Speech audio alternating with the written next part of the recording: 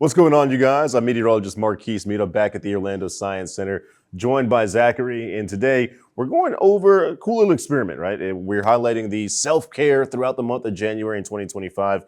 And we are going over bookbinding and the health benefits of journaling.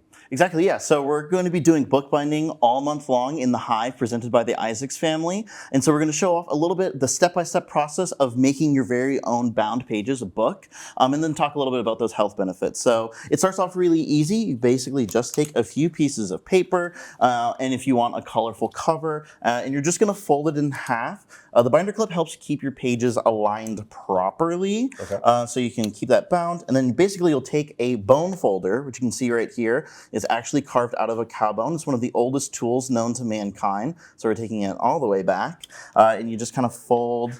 Get it nice and crisp. Get it nice and crisp. You can use this tool for origami as well. Okay. And then you're going to do a little bit of math, a little bit of measuring, because you're going to actually poke holes in there. So you'll take your ruler, of course, and measure out the exact center of your book. And then I like to do about a ½ inch between. And that'll put you at 0.5 inches and, of course, at 8 inches away. Okay. Then after you mark it, you're going to use our awl, which is a really sharp spike tool, and then you're going to just poke those holes through. Again, that binder clip keeping it all nice and covered, and you're poking it all the way through to your spine of your book. Once you poke your holes, basically all you have to do is stitch it together. So it's a really simple stitch.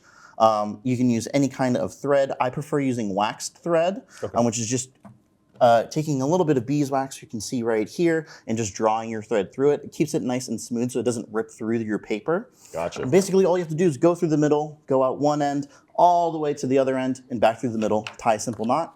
And then your final step, we can see right there, is just decorating it, making it your journal, right? And we're talking a little bit about those health benefits, the mental health benefits of keeping a journal. There's been studies that show that keeping a journal every day and writing about your day and about your emotional state at that time can really help reduce your anxiety, help cope with depression, help reduce stress and things like that. I mean, it's an incredibly important skill. So as we move into 2025, I want to encourage everyone, bind your own journal, buy one yourself, and definitely try to keep that journal going throughout the year. That's my New Year's resolution, to keep a journal every single day, to keep in touch with myself. And it's going to be a lot of fun throughout the year. And if you want, you can come down to the Hive and make your own.